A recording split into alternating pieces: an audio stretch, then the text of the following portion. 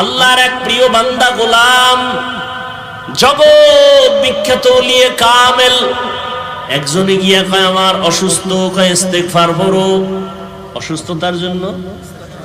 আর একজনে গিয়া কয় আমার ফসল হয় না, কয় ইস্তেগফারের আমল করো। একজনে কয় আমার দোকানে ব্যবসা হয় না, কয় ইস্তেগফারের আমল করো। আপনি খালি ইস্তেগফার পড়লেই যে গুনার জন্য ইস্তেগফার পড়া লাগবে, কই পাইছেন? খবর নাই তো, কোরআন হাদিসের খবর নাই, আর থাকবে কেমনে? হ্যাঁ, আলমিরার চাবি যার কাছে আছে সে জানে আলমিরার মধ্যে কি আছে। তোমার কাছে তো চাবি নাই। কোরআন হাদিসের ইলমের চাবি উলামা আহলে হকের কাছে। তুমি কোন অনুবাদকের অনুবাদ পড়া ওই খবর নিতে পারবা না আরবি কোরআনে কি আছে। হাদিসের ব্যাখ্যা গ্রন্থ আরবি কিতাবের মধ্যে কি আছে। যারা উলামায়ে আহলে হক, যারা মুহাদ্দিস, যারা মুফাসসির ভালো করে জানেন। তুমি শুধু কারো লেখা অনুবাদ বাংলা পড়ো, ইংলিশ পড়ো, এগুলো ভিতরের খবর সব তুমি জানতে পারবা না। তুমি বাংলা কোরআনের তরজমা একজনে লেখা দিছে, এখন তুমি পড়ছো ওয়ালা দলিন, আছে না?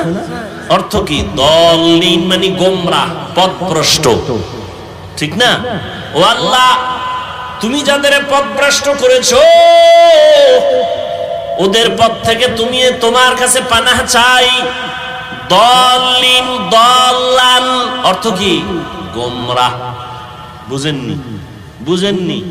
খুব বুঝেন। ওয়ালা দলিন, গোমরাহ, পথভ্রষ্ট। এই শব্দ আরো কয়েক জায়গায় আছে না নাই?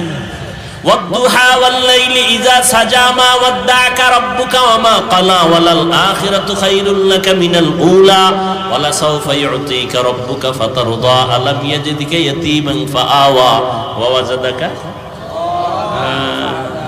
নবী রে কয় নবী ওয়াজাদাকা দল্লান ফাহাদা, আপনাকে পাইছি দল্লানের মধ্যে আমি হেদায়েত দিয়ে দিছি।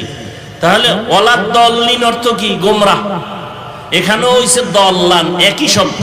তুমি বলবা নবী গোমরাহ, তোমার ঈমান থাকবে? একই শব্দ। এখানে তুমি কি তরজমা করবা? কয়টা যার কাছে আলমিরার চাবি আছে সে এর ব্যাখ্যা ভালো বুঝবে, উলামায়ে আহলে হক। তুমি বাংলা কোরআন পড়ে বুঝবা না, তুমি তো এভাবেই তরজমা করবা।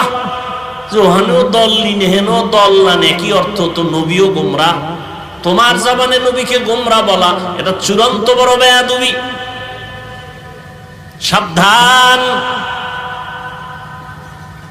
এজন্যই তো খাঁটি আল্লাহর প্রিয় বান্দা যারা অভিজ্ঞ, যারা তাদের অনুসরণ করা লাগে। বড় ডাক্তার হলে ওই এফসিপিএস, এফআরসিএস, এমবিবিএস এর সার্টিফিকেট নিলে হবে না। অভিজ্ঞ বড় ডাক্তারের শরণাপন্ন হইয়া প্র্যাকটিক্যাল ট্রেনিং দিতে হবে, ঠিক নি? ইঞ্জিনিয়ার বড় হতে হলে লেখাপড়ার সার্টিফিকেট যথেষ্ট না, অভিজ্ঞ ইঞ্জিনিয়ারের সাথে সময় লাগাতে হয়। দুনিয়ার লাইনে বড় হতে হলে বড়দের পেছনে যেতে হয়। আখিরাতের লাইনে বড় যদি হতে চাও, আখিরাতের লাইনে যারা বড় তাদের পেছনে কেন সময় দিবা না?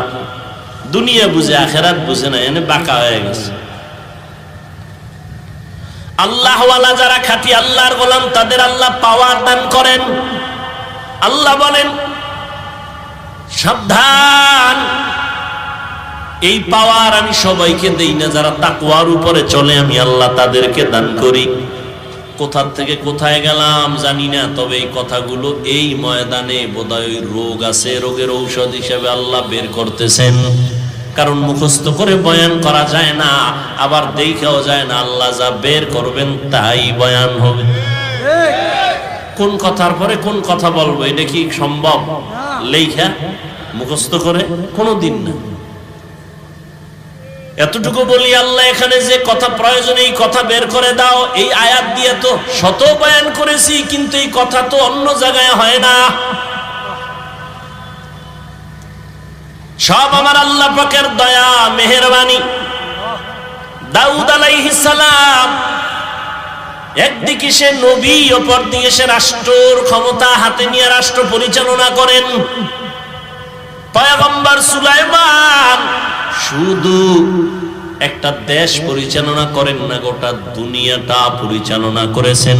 বাসুলাইমা দাদে মুলকো সরওয়ারি শদমতি এ খাতে মশদে ওয়াপুরি। একটা আংটি সুলাইমান আল্লাহ তাকে দান করছেন। আংটি হাতে আছে, দেও দানব দৈত্য সব পরীরা জিনেরা সব সুলাইমান নবীর কথায় উঠে আর বসে। পাওয়ার কে দিছেন? আংটি তো আমার হাতেও আছে, আছে না নাই? জিনেরে ডাক দিলে আইবনি? হ্যাঁ, আল্লাহ সবাইরে পাওয়ার দেন না। দাউদ আলাইহিস সালামকে কয় আল্লাহ তোমার একটা পাওয়ার দেই।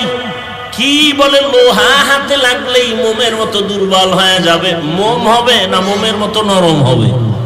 নরম হবে। দাউদ নবী লোহা ধরে নরম হয়, অস্ত্র বানায়। কি বানায়? কেন? সে পৃথিবীর সন্ত্রাসী, এই জন্য। ওই যুগটা ছিল অস্ত্রের মহড়া, বানায় বানায় বিক্রি করে। দাউদ নবী লোহা হাতে নিলে মোমের মতো দুর্বল হয়ে যায়, আর অস্ত্র বানায় বাজারে বিক্রি করেন।